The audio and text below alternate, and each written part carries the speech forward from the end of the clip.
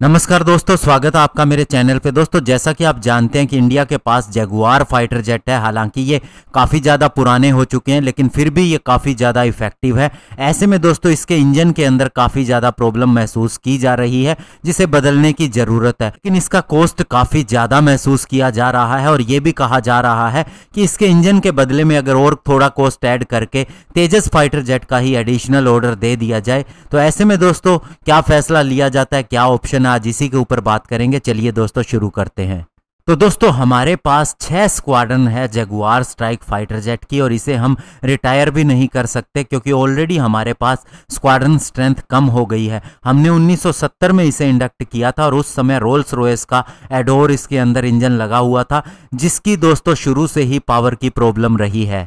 और यही वजह है कि दोस्तों ये माना जा रहा है कि ये पूरी तरह से अपने मिशन को अंजाम नहीं दे सकता फुल कॉम्बैट रेंज के अंदर, क्योंकि इसके इंजन के द्वारा जो थ्रस्ट मिलता है वो पहले से भी और ज़्यादा कम हो गया है, क्योंकि इसे हमें इस्तेमाल करते हुए काफ़ी समय हो गया है। और इसके लिए यूएस की कंपनी हनीवेल से बात की गई थी कि उसका F125 टर्बोफैन इंजन इसके अंदर लगाया जाए। लेकिन दोस्तों बड़ी बात ये थी कि इससे पावर तो इसे मिल सकती थी, लेकिन जो डील के लिए फाइनल बात हुई उसमें उन्होंने प्राइस बहुत ज़्यादा कोट किया, जो कि लगभग दोस्तों अगर हम बात करें तो एक इंजन का कॉस्ट लगभग 100 करोड़ रुपए आता था। और चूंकि ये ट्विन इंजन फाइटर जेट है तो समझो 200 से 220 करोड़ रुपए एडिशनल हमें एक फाइटर जेट पे खर्च करने पड़ते हैं इस इंजन के साथ में पूरे पैकेज को लेके। और जो हमें तेजस फाइटर जेट कॉस्ट करता है HAL के द्वारा बनाया हुआ, वो लगभग 320 करोड़ रुपए का बताया जाता है। तो ऐसे में दोस्तों इसमें 100 करोड़ और ऐड करके एक नया तेजस फाइटर जेट लिया जा सकता है।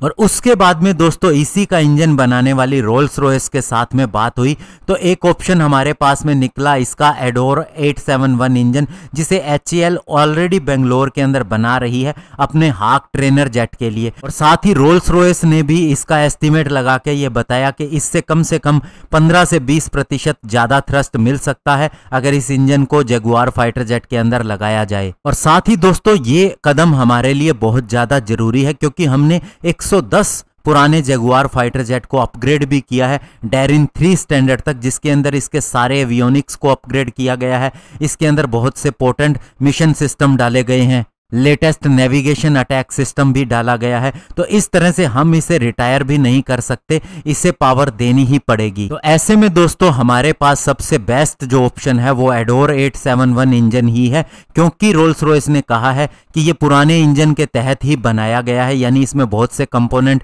अभी भी पुराने सिस्टम से ही अपग्रेड किए गए हैं और कुछ एक कंपोनेंट अभी भी पुराने ही हैं। तो ऐसे में ये जगुआर के साथ में इजीली फिट हो सकता है। और अगर हम किसी अन्य कंपनी के इंजन के साथ, जैसा कि F125 के बारे में कहा जा रहा था, जाते हैं तो जरूरी नहीं कि वो जगुआर फाइटर जेट के साथ में मैच कर ही पाएगा। तो ऐसे में ये भी कहा जा रहा है कि 110 किलो न्यूटन का हमें जो अपने AMCA के लिए इंजन बनाना है उसके लिए भी रोल्स रॉयस से बात चल रही है। तो ऐसे में दोस्तों एक नए इंजन के लिए और साथ ही जगुआर फाइटर जेट के इंजन के लिए भी काम शुरू हो सकता है। ऐसे में देखना होगा कि अब HAL क्या बात करती है और इंडियन एयरफोर्स क्या डिसीजन लेती है इसके लिए, कि इसी से हमारे जगुआर फाइटर जेट का भविष्य तय करेगा। धन्यवाद, जय हिंद।